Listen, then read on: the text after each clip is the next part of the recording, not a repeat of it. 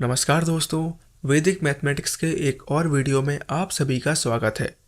दोस्तों, अगर मैं आपसे पूछूं कि 25 का स्क्वायर रूट कितना होता है या फिर 49 का स्क्वायर रूट कितना होता है, तो आप बड़ी आसानी से बता देंगे कि 25 का स्क्वायर रूट 5 होता है और 49 का 7। लेकिन अगर मैं आपसे पूछूं कि 17 का स्क्वायर रूट कितना होता है या फिर 29 का स्क्वायर रूट कितना होता है, तो आप नहीं बता पाएंगे। क्योंकि ये जो नंबर हैं ये नॉन परफेक्ट नंबर्स कहलाते हैं।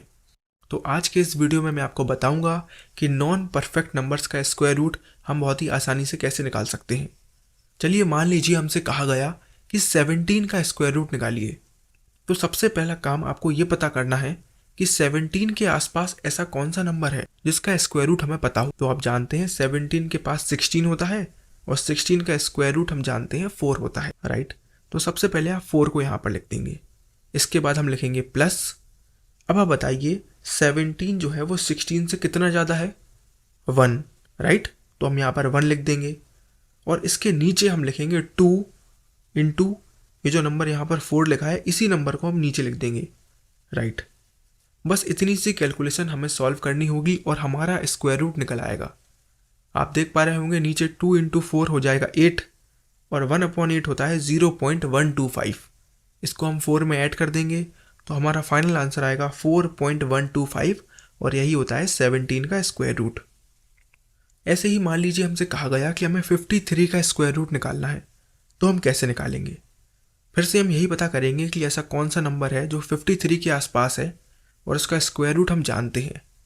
तो 49 ऐसा नंबर है जिसका स्क्वायर रूट हम जानते हैं 7 होता है, राइट।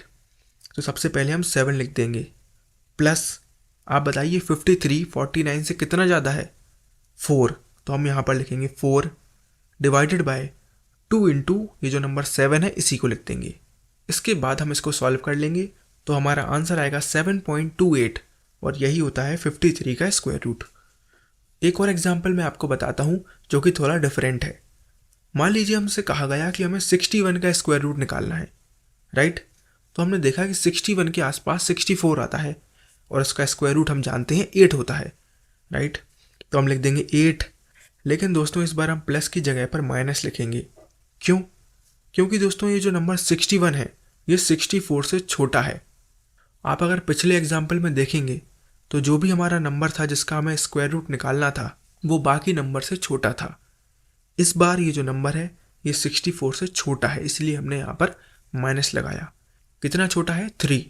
तो हम यहाँ पर लिख देंगे 3 डिवाइडेड बाय 2 इंटू 8, राइट। इसको हम सॉल्व कर लेंगे तो हमारा आंसर आएगा 7.82 और दोस्तों यही होता है 61 का स्क्वायर रूट। तो मुझे पूरी उम्मीद है आप सभी को हमारा ये वीडियो बहुत ही ज़्यादा पसंद आया होगा। Thank you for watching.